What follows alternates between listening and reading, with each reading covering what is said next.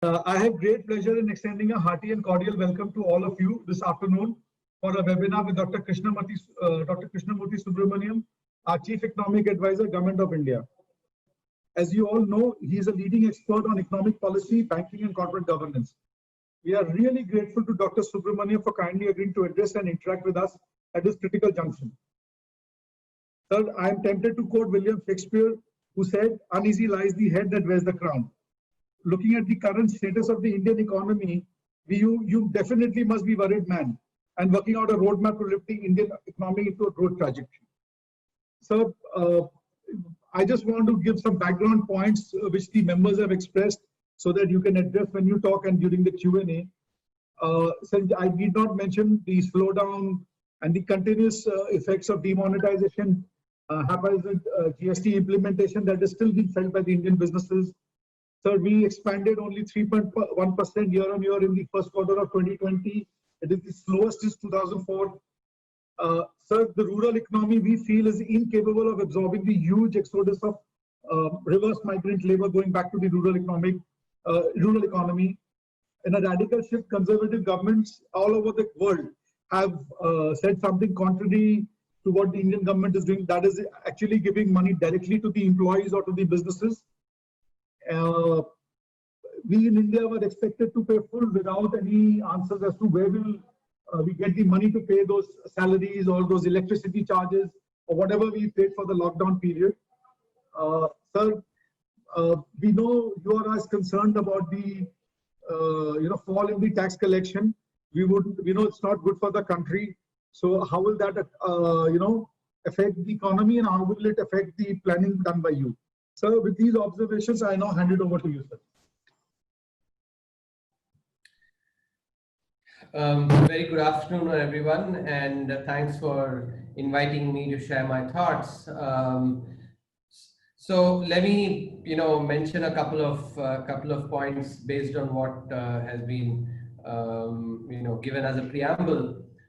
Firstly, when you look at the package that India has announced vis-a-vis other countries.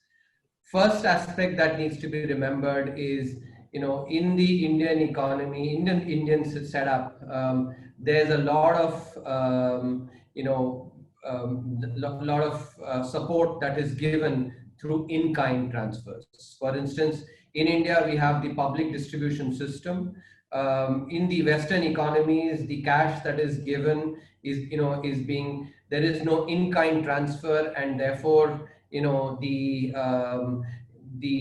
cash that is transferred is used for spending on essential items. For instance, in the United States, the checks that have been sent to people have actually been spent primarily on food consumption because there is no equivalent of a public distribution system that is followed in the United States or in Europe or Japan or any of the other economies. Second aspect that needs to be mentioned is that this is what we have to understand from first principles, and this has been not only my own thinking, but a couple of weeks back, one of the foremost economists of our era, Joseph Stiglitz, who's a Nobel laureate, also wrote about demand and supply side measures. And what he mentioned is something that I have been independently saying, which is, in contrast to other economic crises, whether it was the Asian financial crisis or the global financial crisis, where the negative effects on demand, governments could take care of because the source of the problem was primarily economic. In contrast, in the current situation, the impact on demand is because of the pandemic. Until the uncertainty about the pandemic remains, people will not spend on discretionary items. Whether it is buying a car or buying a new house, it's expected that a household will say, a bird in hand is better than two in the bush. I may need money for a rainy day tomorrow, and so I will indulge in, essential spending, which is in fact what has happened across Europe and United States as well. The money that has been given to households has been spent primarily on essential items, not on non-essential items, durables, etc. Even in India, if you look at the amount, the balances in the PMJDY accounts, the Pradhan Mantri Jan Dhan Yojana, and as you all would appreciate, these are accounts that are at the bottom of the pyramid. People at the bottom of the pyramid, where typically the marginal propensity to save, or which is basically a term that we economists use, 100 रुपया दिया तो 100 रुपया में से कितना रुपया खर्च होगा और कितना रुपया उन्होंने एक्चुअली जमा करना है. तो वो 100 रुपया जो है उसमें जो at the bottom of the pyramid, the marginal propensity to consume is very high. In other words, 100 रुपया दिया तो करीब करीब 85-90% actually उससे ज़्यादा खर्च हो जाता है. Even for those people, the balances, PMJDY balances have increased by about 18,000, 19,000 crores, since the lockdown, which translates into an increase of about 450, 500 rupees. Why? Because people are basically worried about the uncertainty due to the health pandemic, and therefore they are saving. So now this is not to say that the government is not looking at demand side measures. What I'm trying to tell you is, and this is what Joseph Stiglitz wrote as well, the measures taken to boost up demand will have much greater bang for the buck once the uncertainty about the pandemic goes away. Till that time, if actually money is spent on the on boosting demand, the bang for the buck will not be very large because of this propensity for households to spend only on essential items. And if you think about as businesses yourselves that you are running, you will also be very wary of making any large scale investments, because you would want to actually keep that cash that you may need to be able to service your pay salaries, take care of if suppose revenues go down, if you have to service your debt obligations, you will preserve cash and you will not go and make large scale investments. The same psyche that applies for you also works for households as well. This is the key point that has to be understood. Once the uncertainty which is stemming from the pandemic, and once that uncertainty is under control, when we actually have, let's say, a vaccine, that would be the best time to actually spend money on boosting demand. Because in any for an economy as well, resources are finite, and therefore those resources need to be spent wisely. They cannot actually be spent without generating enough bang for the buck. That's the second point I want to make. Third, this is something that might come up in Q&A as well, which is when you look at the package that has been announced by various countries. People are selectively sometimes quoting numbers. What is important to keep in mind is, across countries, the packages that have been given are a mix of the fiscal, monetary, liquidity, and forbearance measures that have been announced. In the Indian context as well, this is definitely the case. To give an example, the United Kingdom, they announced a package that is 15% of GDP. Ours, the package was announced as 10% of GDP. Now, even for the United Kingdom, the entire 15% was not fiscal measures. The fiscal measures were 3.5% of GDP for the United Kingdom. The rest of the measures were actually, liquidity support, loans that were given, monetary measures. That's what accumulated to the 15% of GDP. So this is something that we have to keep in mind. We have, and we've seen that across countries, the measures that have been employed, whether it's fiscal, monetary, or liquidity, countries have utilized those sets of measures where there's greater space, and India has done that as well. So one last part, which actually I want to mention, and then I'll open the floor for questions, is the set of reform measures that have been announced, which really distinguishes us from all the other countries. No other country has announced reform measures as part of their COVID stimulus package. Especially the reforms on agriculture, the reforms on labor, which is something that will help help you all, because it will provide flexibility and thereby give you the opportunity to invest. The emphasis on privatization, opening up of product markets on the on mining, especially in coal mining. These are all important reforms that have been announced to enhance productivity in the economy. So broadly, to therefore summarize, what I'm saying, demand side measures, which is what many of you are thinking about. Demand is impacted by uncertainty in the economy. Till that uncertainty persists, the demand for many sectors, especially those that are discretionary, will remain low, and there is very little scope for any government worldwide to actually take care of the uncertainty. The only way the uncertainty will get taken care of is once we have a vaccine which is available at commercial at a large scale across the countries, across the population, so that people feel that this is another illness which we can take care of, like the normal flu or fever or any of the other illnesses, which will not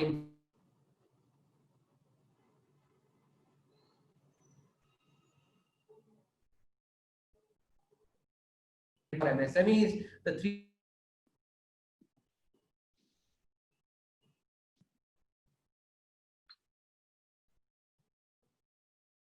of loan sanctions is of the order of 50,000 crore plus. So the target is 3 lakh crore, which means, I mean, in a year of 52 weeks, the run rate should be basically 6 lakh crores, 6,000 crores per week. It's like if you're in a cricket match, you're chasing, let's say, 300 runs as your target, then every over you should basically be making about 6 runs, 6 runs per over.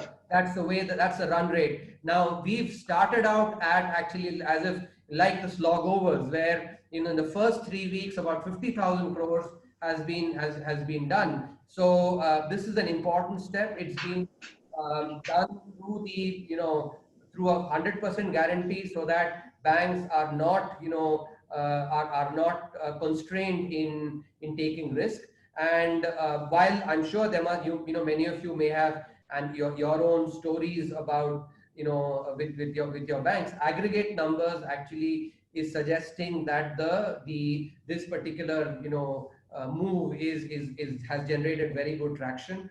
We've done this primarily so that firms basically can take care of their liquidity problems, cash flow problems, and tide over their difficulties. So I'll stop here and I'll be happy to take questions. Thank you, Professor, for your short but very meaningful talk. Just a small observation that only grains are not a substitute for cash. So people still need cash for other things like oil, vegetables, and etc. With that, we'll go to our first question to Shri G.D. Shah. G.D. Shah, sir. Let me quickly respond to that on Vivek ji. This is something where in the economic survey chapter on Thalinomics, we had actually shown that cereals accounts for almost 50% of a typical thali, of a typical Indian thali.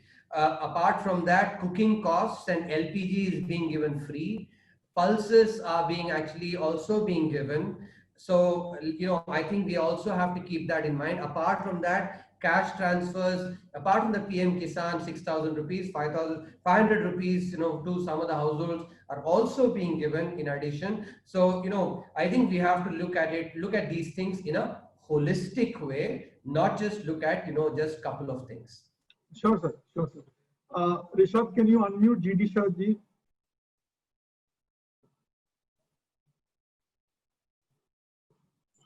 Thank you, Vivek.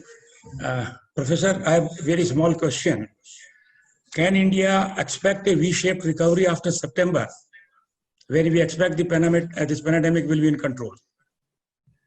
See, this is a question, Shahji, which has to be answered by epidemiologists, because, as I was saying earlier, the V-shaped recovery of the economy depends critically on whether the pandemic will be in control. I am not a doctor I'm not a medical doctor. I'm a Khoka doctor. Doctor of Economics. And epidemiologists actually themselves are not able to say when the vaccine will come.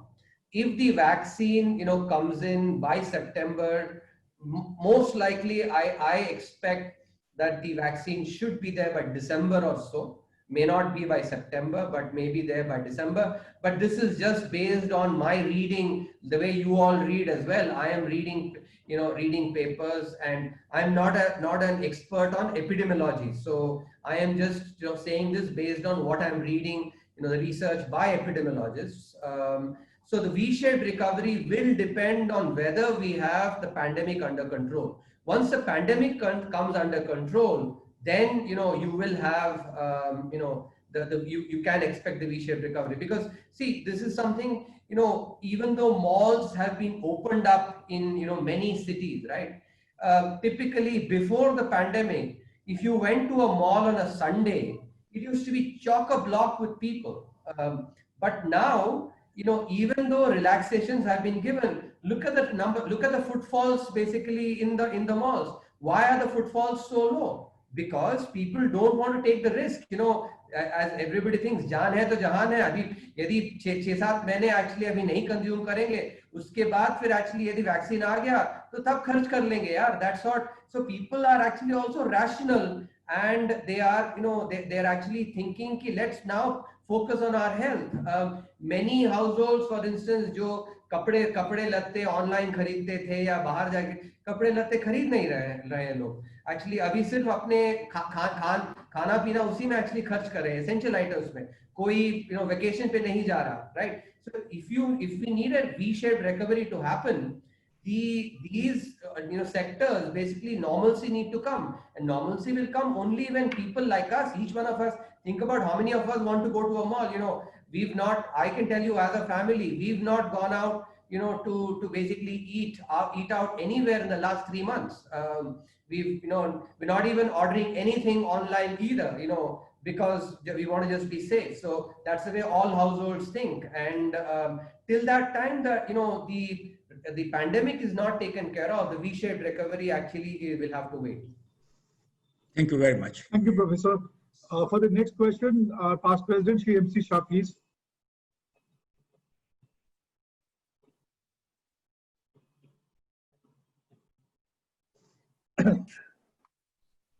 So good afternoon. Good afternoon. I think the voice is breaking. Not able to hear. As a moment, our Honorable Prime Minister for announcing package for MSME sector. According to me, this one single step will achieve 5 trillion economy, if not by 2024-25, maybe after 2 years. The only key point here is that this financial package, which has been given to MSME sector, should be implemented fast. I was reading a newspaper today that only 30,000 crores have been disbursed till now.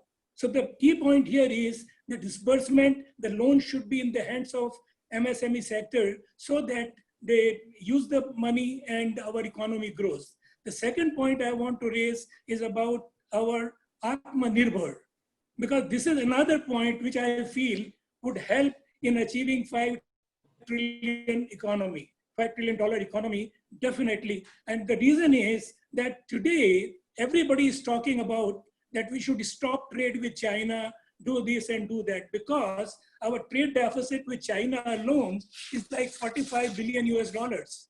And our trade deficit every month is, I don't know, this year has been very low. Otherwise, it used to be $15 million a month. So what I'm trying to suggest, that if we want to stop boycott and all that, it can be stopped only if we develop, if there is a import substitution for items which are being imported, then only the situation will improve.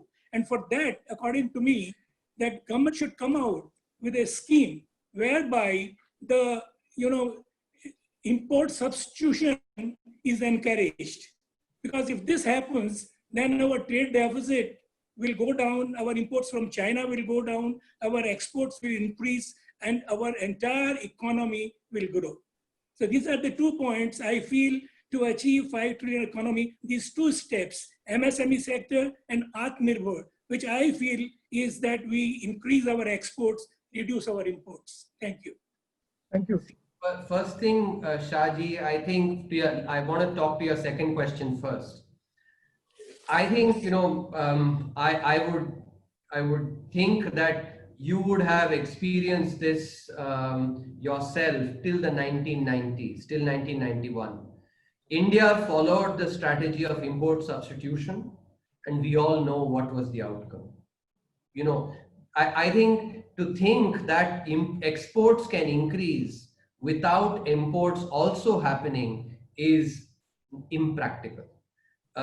While I completely agree with you on China, you know, that we have to actually keep in mind that if there are basically hostilities that are happening on the borders, then we certainly have to, you know, make an exception for such nations. But overall, you know, the strategy of import substitution that we followed till the liberalization in 1991, we all know what was the outcome of that. You know, we had, you know, and I think, I'm sure you would basically remember this, that आपने शायद बजाज चेतक खरीदने के लिए register किया होगा, शायद 10-15 साल wait किया होगा स्कूटर लेने के लिए, पहला स्कूटर खरीदने के लिए. That was what we had with import substitution. आज के तारीख में यदि आपको एक्चुअली स्कूटर खरीदना है, आप जाइएगा कहीं भी डीलर के पास जाइए, पैसे दीजिए, तुरंत स्कूटर लेके आ जाते हैं आप. That was the outcome of what we had with import substitution. So let's be very careful. आत्मनिर्भर भारत,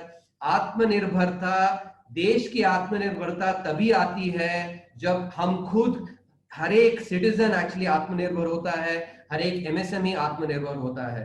और आत्मनिर्भर एक्चुअली काबिलियत के बिना नहीं आती. कोई भी आत्मनिर्भर काबिलियत के बिना बन सकता है? क्या आप खुद आत्मनिर्भर बन सकते हो क्या यदि आपके पास काबिलियत ना हो? और काबिलियत किसकी काबिलियत? कि आप सिर्फ अपने देश में ही नहीं, सारे कंपनी विदेश में सबके साथ आप उसके प्रतिस्पर्धा कर सकें, तब जाके आप आत्मनिर्भर बनते हो. कि काबिलियत के बिना कोई भी आत्मनिर्भर नहीं बनता है. तो ये चीजें आप ध्यान रखिए जब इसमें एक्चुअली बात करते हैं कि इंसुलेट करके nobody becomes आत्मा. I'll just say, for instance, you know, I went to, you know, I took the examination, IIT-JEE, actually, then CAT examination for getting IIT-JEE for getting into IIT, CAT for getting into, you know, the IIM, and then university GMAT for getting into the United States universities. You know, these are basically by competing with the best. You know, people like me actually became capable. You don't become capable without competing with the best.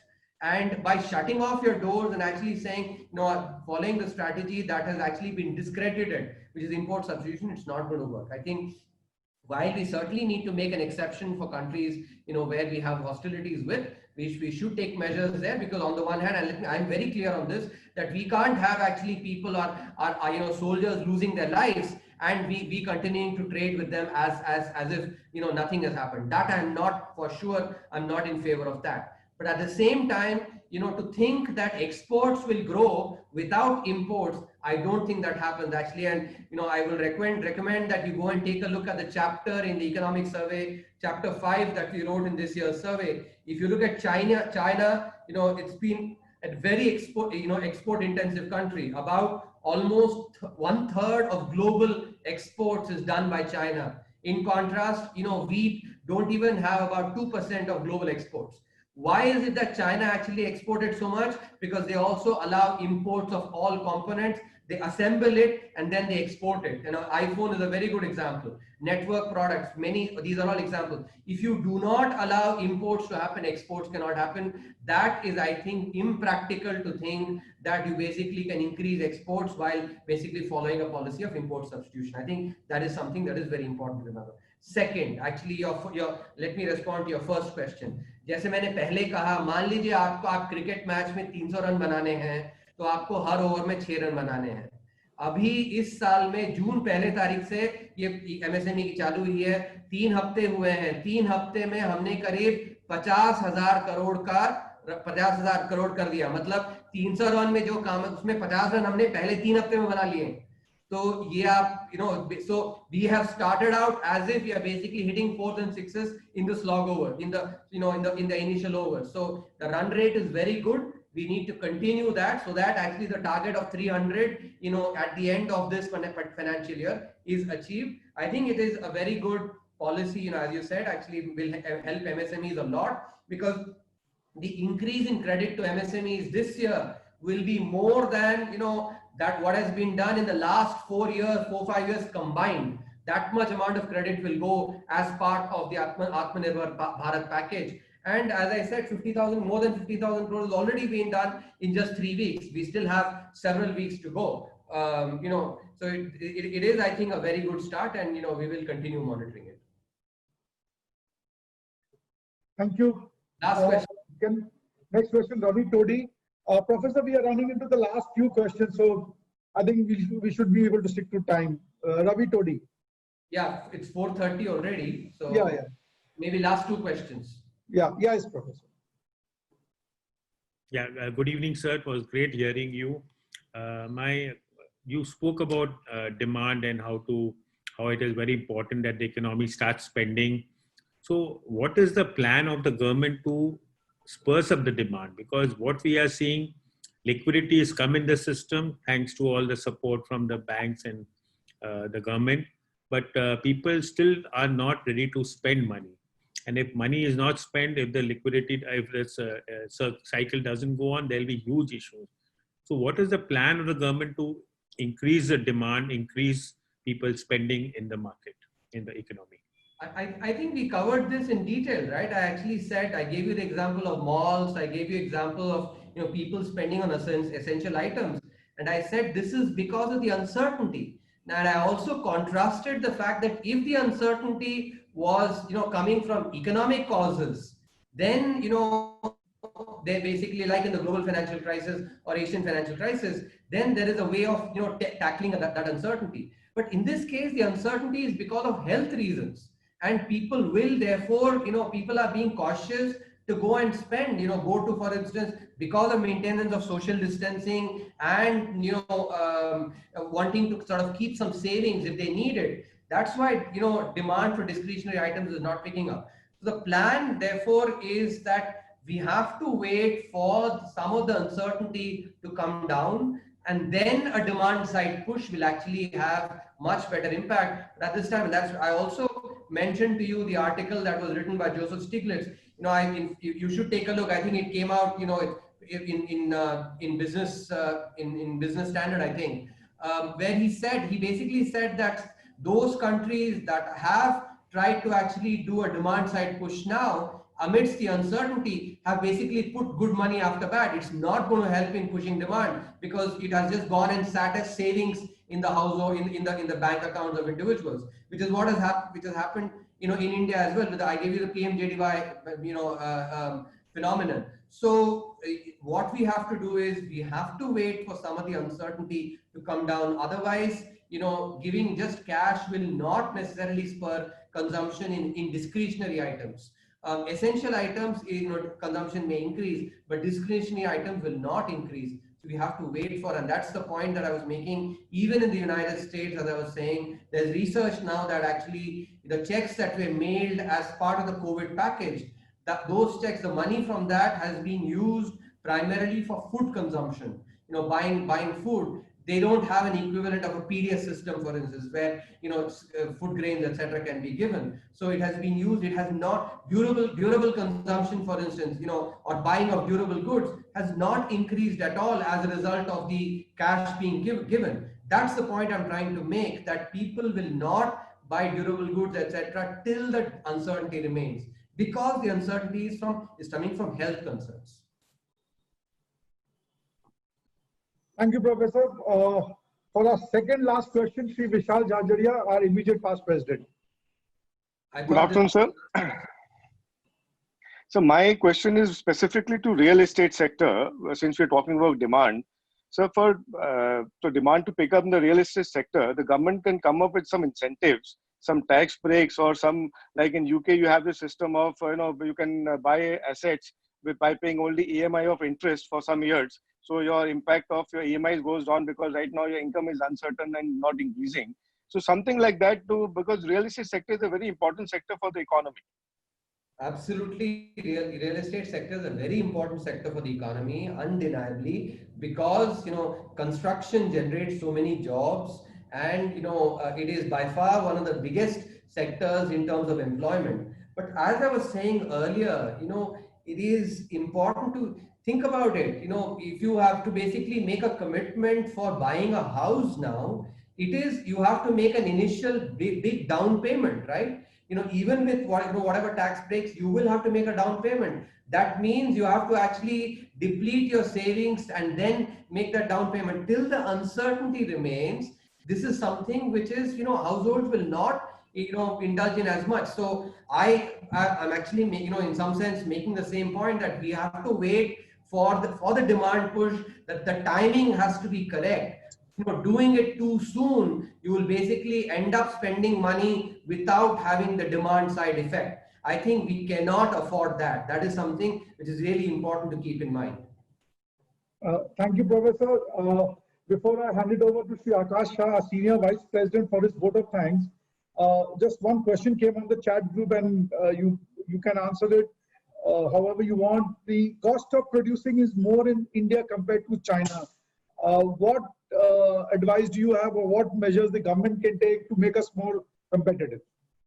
See, we've been working on the ease of doing business. So a lot of the costs that firms face is primarily from, some of the hidden costs that are involved in, whether it's, the cost of acquiring land, cost of, of labor, some of the inflexibility that comes from labor, etc. So one of the key points of emphasis has been in making business more streamlined, and over the last 4-5 years, India has, from being ranked in the 140s in the ease of doing business rankings, we have now come to in the 60s. No, that is not something that is, I think we shouldn't be satisfied with that. We still need to streamline more. Apart from that, the relaxation, the changes in the labor laws that are being done at the state level, those will make it, especially we're working on what is called the FT, the full-time equivalent, where you can actually have contractual, work. So your firms, for instance, you could have everybody working on contractual employment, which is, they'll have all the same benefits, except that it will not be employment for life. These will make, your labor decisions actually far easier, and thereby reduce the costs on, of doing business. So those are some of the aspects that we are working on. I think the higher cost of power is also something that, really affects the cost of production. And that primarily stems from the fact that there's a lot of cross-subsidization of power in agriculture. They get it at very cheap rates, but as a result, manufacturing, especially industry, has to pay a much higher rate. Some of the reforms that we've actually, announced in the Atmanirbhar package for the power sector, those will actually go a long way in reducing the cross-subsidization of agricultural power by industry, and thereby will also have an impact on reducing your cost of production. Thank you. Akash, over to you for your last question, if you want, or simply vote of thanks. So I'll jump right to the vote of thanks, and it's a matter of personal pride to deliver this vote of thanks to Dr. Krishnamurthy Subramaniam, Chief Economic Advisor, Government of India, and also my professor from Indian School of Business. Sir, we are at a very crucial juncture, and today's session has been enlightening to say the least. There are no two opinions that we are passing through an unprecedented crisis, and such times call for unprecedented support. And the central government has introduced certain stimulus packages, and what I take away from the discussion today is that these packages will only bear their full fruit once the clouds of uncertainty move over. I convey our sincere thanks to the distinguished guests and media friends for their participation in this important session and their continued support all along. I do hope that these deliberations of the session would be duly carried by the media. With these few words, I offer a warm and hearty vote of thanks to Dr. Krishnamurthy Subramaniam, Chief Economic Advisor, Government of India. Thank you so much. Thank you, Professor. Thank you.